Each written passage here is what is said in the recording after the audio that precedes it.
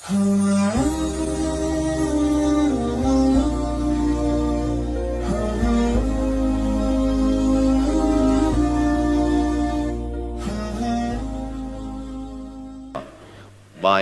kalau kiamat tiba-tiba terjadi. Begitulah agaknya terkejutnya kita.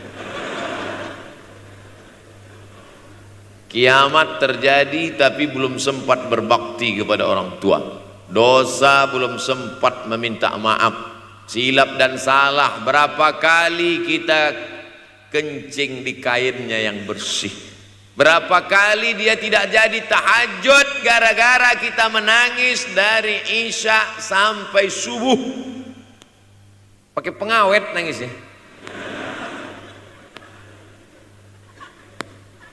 Tapi kita tak pernah sadar itu. Kita menganggap kita di dunia ini dibesarkan angin. Kita menganggap kita ini bangsawan, bangsa yang hidup di awan. Berapa kali dia tidak jadi sholat duha gara-gara kita kencing. Berapa kali nasi yang sudah mau disuap masuk ke mulutnya tak jadi. Bahkan dia tidak makan sama sekali. Dan berapa kali makanan dia belikan hanya untuk susu, hanya untuk menyenangkan kita. Pernah kita balas. Dan dia tidak pernah minta balas itu. Oleh sebab itu siapa yang mengingatkan? Abdul Somad diberikan judul berat ini. Judul yang paling berat ceramah tentang orang tua, tentang ibu, tentang ayah. Jarang saya mau menerima judul-judul pengajian. Ini pun dikasih tahu setelah sampai di sini. Maka saya belok-belokkan dikit. Air mata udah mau menetes, belokkan lagi. Nanti kalau saya nangis di sini, siapa yang ceramah kalau saya nangis? Oleh sebab itu maka yang orang tua yang masih ada beruntung dan bertuah, bawakan dia rumah makan. Ada sahabat saya namanya Ustadz Lukman di Pontianak, bukan Kuntilanak. Mereka punya program namanya Bawa Ibu ke Rumah Makan. Keren nama programnya. Bawa orang tua ke rumah makan. Nanti hari libur adik-adik anak-anakku sekalian libur, bawa ayah, bawa ibu ke rumah makan. Ketika Ustadz Lukman cerita itu ke saya, Ustadz Somad, kita punya program baru nih. Apa nama programnya Ustadz? Bawa ibu ke rumah makan. Alhamdulillah Ustadz Lukman, seluruh rumah makan di Pekanbaru tempat tinggal saya itu, semua sudah saya bawa almarhumah saya. Saya bawa sup tunjang, saya bawa rendang, saya bawa goreng ayam, saya bawa goreng puyuh, saya bawa. Cuman ada rumah makan ular sawah itu yang tak saya bawa singgah. Lain dari itu sudah saya bawa. Tak ada penyesalan dalam hati. Senangkan hatinya. Apa pakaian yang dia suka? Orang tua itu tidak minta yang besar, asal ada saja. Pulang dari Yogyakarta sampai ke rumah, ini tadi ada nampak sedikit tanda terkenang. Kalau banyak makan sendiri. Ketika dia senang melihat itu, bahagia hatinya, nampak senyum di tepi bibirnya, pada saat itulah rahmat Allah terbuka. Pada saat itulah ridha Allah datang. Mengapa sulit mencari pekerjaan? Mengapa payah mencari penghidupan? Salah satu yang mempersempit ridha Allah itu adalah karena tidak berbakti kepada orang tua. Oleh sebab itu maka judul tema yang diberikan birrul walidain, berbakti kepada orang tua, bahagiakan. Ini ada juga ini anak-anak yang sudah sukses ini, papa, mama sudah meninggal, papa jangan risau, silakan terbang ke Yogyakarta, ada adik di sana, silakan terbang ke Surabaya, ada kakak di sana, silakan terbang ke Kuala Lumpur, ada keluarga di sana, jangan hiraukan. Kata bapaknya, kalian terbangku saja kalian pikirkan, kemana aku hinggap tak kalian pikirkan. Ada sebagian orang ketika ibunya meninggal dunia, marah dia, mengamuk dia anggap kebahagiaan itu sudah hilang, padahal membahagiakan orang tua dua-dua adalah tanggung jawab kita. Kalau dua-duanya sudah tidak ada Pak Ustadz, masih ada keluarga. Ada keluarga. Al-khalah bimasabatil saudara ibu, kakak ibu, adik ibu, sama seperti ibu. Sambung lagi silaturahim, buat dia senang, buat dia bahagia. Man ahabba yubsatalahu fi rizqihi, siapa yang mau lapang rezekinya, wa yunsa'alahu fi atharihi, dipanjangkan umurnya, falyasil rahimahu, hendaklah dia menyambung tali silaturahim. Saya ceramah di satu kota. Sampai di kota itu saya melihat rumah besar, megah, mewah, seperti istana. Cuman saya segan mau nanya, gak mungkin saya tanya, Pak, ini hasil dari apa?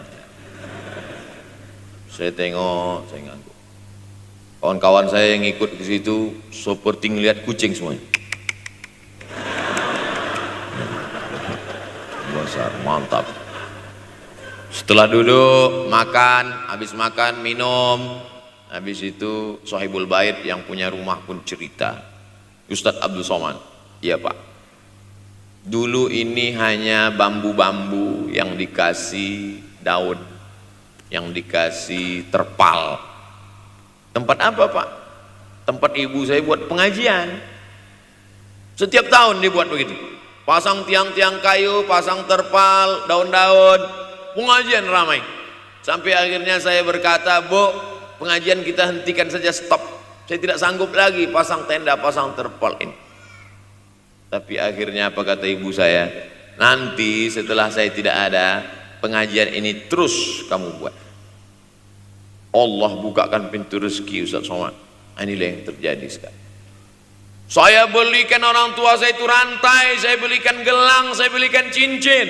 Bulan depan saya datang, sudah nggak ada lagi. Mana gelangnya Mak? Nggak ada. Mana rantainya Mak? Nggak ada. Mana cincinnya? Nggak ada. Kemana? Itu kan emas mahal. Sudah saya jual. Untuk apa? Untuk bersedekah ke fakir miskin. Rupanya gelangnya, rantainya itu habis dia berikan sedekah fakir miskin. Tobatkah si bapak untuk berbakti? Tidak. Bulan depan dia belikan lagi. Sampai akhirnya diberikan Allah balasan melimpah ruah. Ternyata ini rahasia dari keberhasilan hidup, karena menyenangkan hati orang tua. Saya tak sebut nama, saya tak sebut lokasi, tapi yang mau berkunjung nanti saya kasih lokasi tepatnya. Saya kasihkan nanti alamat dari Google, saya kasih. Supaya melihat secara nyata, kalaulah rezeki itu hanya diberikan kepada orang yang bersungguh-sungguh, pergi pagi pulang petang, peras keringat, banting tulang, maka tentu yang kaya itu adalah sapi yang membajak dari pagi sampai sore. Kalaulah kekayaan, keberhasilan itu diberikan yang paling pandai memanjat, maka tentu yang kaya itu monyet. Tapi Allah berikan kepada siapa? Yang dia ridhai. Dan penyebab ridha Allah itu adalah karena orang tua yang senang hatinya. Yang sempat durhaka, tidak sempat minta maaf, meninggal dunia dia sudah, apa boleh buat? Kau sudah booking seat di neraka. Yang sudah sempat durhaka, tidak sempat minta maaf, meninggal dunia gara-gara dia pecandu narkoba, pemabuk, pezina, mati. Orang tua dalam keadaan susah. Berapa kali saya ketemu ibu-ibu selesai pengajian, pergi saya ke tempat parkir, ibu tua 70 tahun menangis. Ibu nangis kenapa Bu? Anak saya Pak Ustadz. Kenapa dia? Disuruhnya saya jual tanah. Mama jual tanah.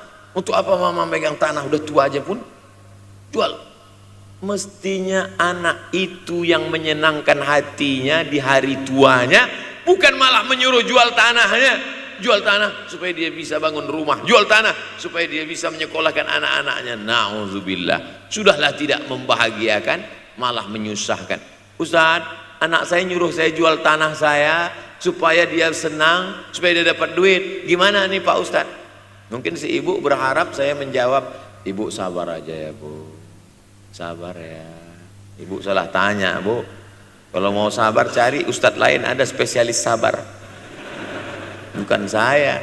Begitu dia kasih tahu, anak saya maksa saya jual tanah saya. Pak Ustadz gimana? Mana alamat rumah anaknya? Mana? Saya mau datang. Mana? Anak durhaka, neraka jahanam tempat kau.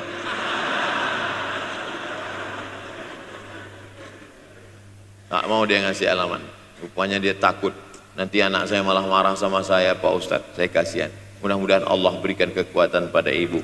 Tapi cerita ini bukan satu dua contoh kasus. Ternyata zaman sanggup memperkarakan pengadilan hanya karena sebatang pohon kayu. Atau cuma saya yang dapat berita aja? Adik-adik ada juga dapat kiriman itu? Sanggup memperkarakan sebatang pohon kayu. Padahal kalau kau jual semua kebunmu itu, belum tentu dapat menebus. Datang seorang laki-laki mengadu kepada Nabi Muhammad SAW. Ya Rasulullah, ini bapak saya ini kurang ajar sekali.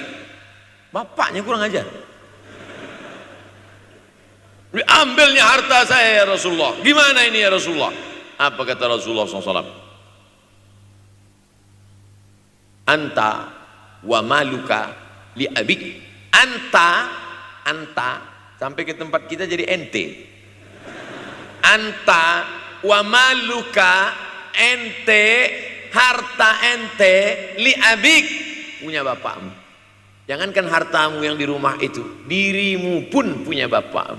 Nabi membela, seolah-olah Nabi berkata, apa yang diambil itu belum ada apa-apanya dibandingkan melepuh kulitnya untuk memberikan engkau sesuap makanan yang halalan thayyibah. Orang yang durhaka pada orang tuanya, insya Allah anaknya juga akan durhaka kepada dia. Oleh sebab itu maka jangan pernah durhaka. Kalau sempat durhaka lalu kemudian meninggal dunia dia, Pak Ustadz, sudah meninggal pun tetap masih bisa berbakti. Pertama dengan doa, kedua dengan sodakoh. Kalau kebetulan rezeki banyak sodakoh. Kalau tidak ada rezeki melimpah, doa.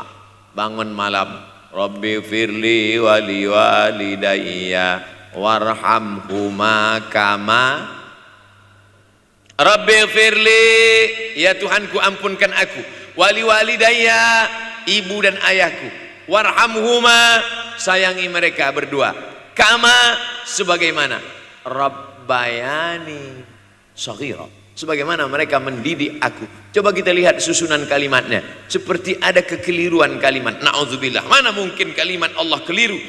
Allah ingin menegur kita, sayangi mereka sebagaimana mereka mendidik aku. Mestinya kalimatnya kan tidak begitu, sayangi mereka sebagaimana mereka menyayangi aku. Tapi ternyata sayang belum tentu mendidik, tapi mendidik pasti sayang. Karena bunyi kalimatnya, sebagaimana mereka mendidik aku. Jadi banyak juga anak-anak ini tidak sayang karena salah didik. Disangka sayang itu dengan ngasih motor, disangka sayang itu dengan ngasih gadget, disangka sayang itu dengan ngasih transfer uang yang berlebihan. Belum tentu sayang. Dulu ada insinyur arsitek yang membangun salah satu rumah keluarga saya. Kuliahnya di Jogja, cerita dia. Dulu saya kuliah di Jogja, Ustadz Abdul Somad, insinyur. Terus teman kami sakit di kos-kosan. Kami bingung mau nelpon siapa. Akhirnya datang mobil mewah, parkir polisi, tentara, ramai. Barulah kami tahu rupanya dia anak menteri. Jadi sayang orang tua itu bukan mesti dibelikannya apartemen, dibelikannya mobil, belum tentu. Boleh jadi itu justru menjerumuskan anak. Diberikan apartemen, diberikan mobil mewah, habis 2 bulan kena virus HIV AIDS. Tapi kalau dibuatnya kita jauh, saya yakin adik-adik kuliah di Universitas Ahmad Dahlan, ada yang dari timur Indonesia, ada yang dari Sumatera, lalu kemudian di tengah kesendirian, belum makan, uang kos belum bayar, transfer macet, datang setan berbisik, hei sebetulnya kau anak yatim piatu yang dibuang. Bukan, orang tuamu bukan tidak sayang, dia hanya sedang ingin mendidik supaya engkau menjadi anak yang mandiri. Maka nanti kalau sedang duduk termenung gitu, tiba-tiba datang bisikan, pergilah cari jembatan, terjunlah. Maka saat itu katakan dalam hatimu, lawan, hei setan. Orang tuaku sayang kepadaku, dia hanya ingin supaya aku mandiri. Ada orang tua yang salah didik kepada anak-anak, sampai mengikat tali sepatu pun anak tidak pandai. Baru mau ngikat tali sepatu sudah diikatkan, baru mau makan sudah disuapkan. Akhirnya anak tidak punya keberanian untuk hidup. Harta dia punya, uang dia punya, materi dia ada, satu yang dia tidak punya, tidak ada mental. Tapi anak-anak, adik-adik Universitas Ahmad Dahlan adalah orang yang punya keberanian untuk hidup. Betul? Yang di hadapan saya ini, siapa yang tidak punya keberanian hidup? Ini yang jam 5:30 masih belum hidup lagi. Ada ini tidak punya keberanian untuk hidup, hidupnya terlambat. Tapi mahasiswa Universitas Ahmad Dahlan punya keberanian untuk hidup. Bahkan mungkin dia lebih dulu hidup daripada saya. Lebih dulu bangun dia tadi. Alhamdulillahillazi ahyana ba'da ma amatana wa ilaihin nusyur. Tengok jam. Oh, rupanya masih jam 1. Tidur lagi. Saudaraku yang dimuliakan Allah Subhanahu wa taala. Maka my life, my adventure. Hidup saya adalah petualangan saya. Ini yang mau kita harapkan. Berani menghadapi tantangan. Ada orang yang menganggap hidup ini ya simpel-simpel aja lah Pak Ustadz. Tapi ada orang ingin hidup ini penuh dengan perjuangan. Sama seperti makanan. Ada orang simpel aja, nasi, kecap, telur rebus, dah cukup. Tapi ada orang mau ada goreng ayamnya, ada rendangnya, ada supnya, ada tom yamnya, ada lengkap semua. Begitu juga hidup ini. Ada orang yang simpel aja, ambil goreng ikan, makan. Tapi ada satu lagi enggak, pergi naik mobil sampai ke tepi hutan, naik motor, habis itu nyewa speedboat sampai di tengah laut memancing, ujung-ujungnya ikan juga.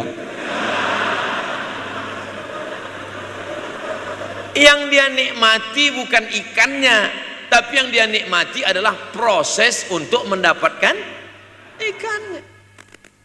Paham? Itu enaknya ngomong sama mahasiswa. Coba kalau yang masyarakat biasa, kita udah capek cerita, selesai ada pertanyaan, Ustadz maksudnya tadi apa ya? Aduh, capek gitu. Saya terus terang kalau ceramah di depan mahasiswa ini bangkit semangat saya lagi. Ini sekarang rasa-rasa umur 24. Tapi begitu nanti sudah mulai agak jauh dari mahasiswa, balik 42 lagi. Nah, makanya saya senang kalau diundang ke kampus-kampus. Saya kalau di Jogja diundang di kampus terus, walaupun nggak semua nerima.